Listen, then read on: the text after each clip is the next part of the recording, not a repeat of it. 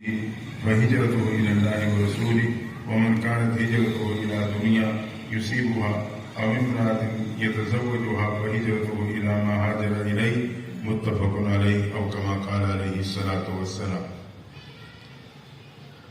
یہ بخاری شریف کی بھی پہلی حدیث آغاز اسی سے ہے، مشکوٰۃ شریف کی بھی پہلی حدیث یہی ہے۔ حضرت عمر بن خطاب رضی اللہ تعالیٰ عنہ سے روایت ہے کہ پیغمبر صلی اللہ علیہ وسلم نے ارشاد فرمایا، تمام اعمال کی دار و مدار نیت پر ہے۔ انما لامرئ ما نوى فمن كانت هجرته الى الله ورسوله۔ اصل میں اس میں ایک واقعے کی طرف اشارہ ہے، وہ تو جب بچے ہم درس میں پڑھیں گے اپنے استاد سے تو وہ تفسیروں کے سامنے بات رکھیں گے۔ فرمایا تمام اعمال کا دار و مدار نیت پر ہے۔ انسان جو نیت کرتا ہے اسے وہی ملتا ہے۔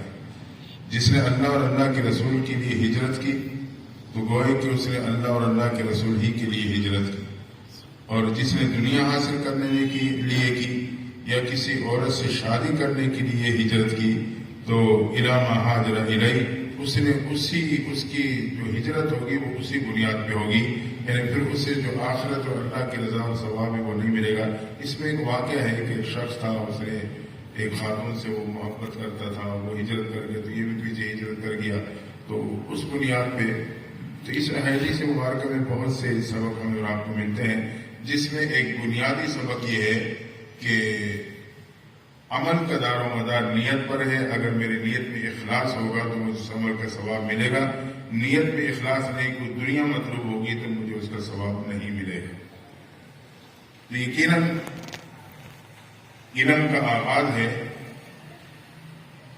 بچیاں موجود ہیں تو ہم ابھی سے اپنی نیت کو خالص کر رہے ہیں کہ میں نے یہ علم حاصل کرنا ہے خالص اللہ کی رضا کے لیے، تاکہ مجھے علم کا نور حاصل ہو جائے، علم نافع نصیب ہو جائے، اور وہ قیامت کے دن میرے لیے شفاعت اور نجات کا ذریعہ بن جائے۔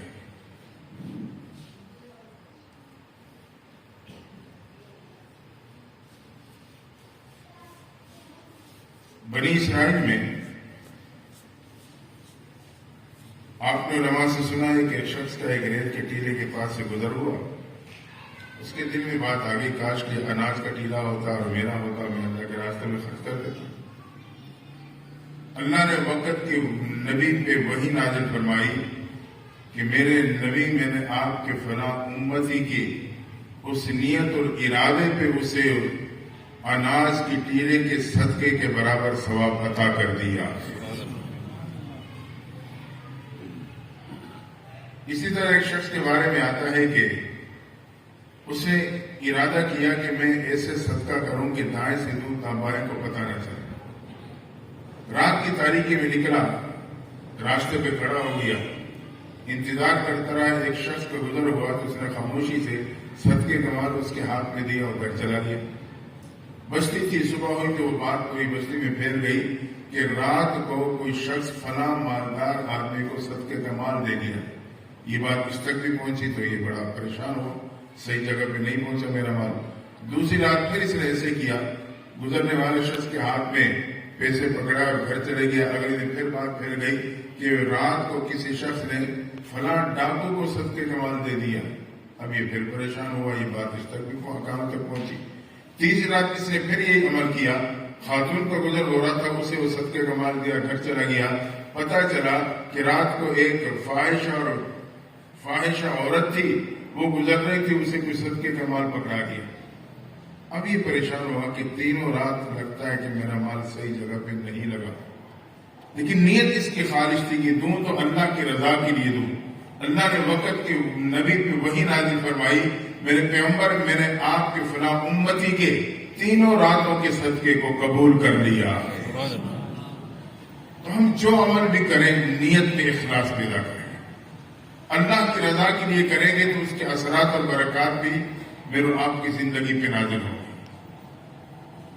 ہمارا دعا ہے اللہ تعالیٰ ہماری ان بچیوں کو قرآن، علم، تقریباً 14 فنون پڑھائے جاتے ہیں، اللہ ان بچیوں کو اس علم کی دولت سے مالا مال فرمائے. ایک جملہ کر کے میں اپنی بات شروع کرتا ہوں کہ قرآن ہے، حدیث مبارکہ ہے، فقہ ہے، باقی فنون ہے، صرف و نحو ہے، منطق ہے، فلسفہ ہے، حکمت ہے اپنی جگہ پر. دیکھیں یہ فقہ یہ کوئی الگ چیز نہیں ہے. قرآن ایک سمندر ہے، حدیث مبارک ایک سمندر ہے.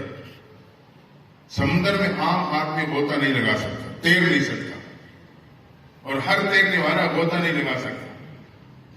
وہ خاص ماہر قسم کے لوگ ہوتے ہیں جو سمندر میں غوطہ زن ہو سکتے ہیں، غوطہ لگانے کی مہارت رکھتے ہیں. قرآن سمندر ہے، حدیث مبارک ایک مستقل سمندر ہے. ائمہ اربعہ کو اللہ نے سمندر میں ان دو سمندروں میں غوطہ لگانے کی ایسی مہارت دی تھی. انہوں نے قرآن کے سمندر میں بھی غوطہ لگایا، احادیث کے سمندر میں بھی غوطے لگائے، اور اس سمندر کے تہ سے ہیرے و جواہرات اٹھا کر میرے اور آپ کے لیے سمندر کے کنارے میں بکھیر دیے کہ جب بھی تمہیں ضرورت پڑے یہاں سے ہیرا اٹھانا اور اپنی ضرورت کو پورا کر لینا. کیونکہ اگر میں غوطہ لگانے کی کوشش کروں گا کہ میں خود غوطہ لگا کے نیچے سے ہیرے نکال لوں تو میں تو ہلاک ہو جاؤں گا، ڈوب جاؤں گا. میں وہ مہارت نہیں رکھتا کہ سمندر میں غوطہ لگا سکوں. یہ ماہر وہ ائمہ اربعہ ہیں جو سمندر میں قرآن حدیث کے سمندر میں غوطہ لگا کے فقہی مسائل کی صورت میں انہوں نے میرے اور آپ کے لیے ہیرے و جواہرات کو سمندر کے کنارے پہ بکھیر دیے ہیں کہ جب بھی تمہیں کسی مسئلے کی ضرورت پڑے تو غوطہ لگانے کی ضرورت نہیں ہے. لگاؤ گے تو شاید تم نہ سمجھ سکو اور ہلاکت کی طرف بڑھ جاؤ. یہ تمہارے لیے فقہی مسائل کی صورت میں ہم نے ہیرے بکھیر دیے ہیں. جب ضرورت پڑے اس میں سے ایک مسئلہ لے لینا اور اپنی دینی ضرورت کو پورا کر لینا. یہ ان ائمہ اربعہ کا احسان ہے امت پر کہ انہوں نے میرے اور آپ کے لیے اتنی آسانی پیدا کر دی. معلوم ہوا کہ فقہ کوئی الگ چیز نہیں ہے، وہ یہی قرآن و حدیث ہے. اللہ تعالیٰ ہمیں بھی اور ہمارے بچوں کو بھی اس سے علم کا نور اور علم کی دولت نصیب فرمائے. دیکھیں اللہ نے انسان کی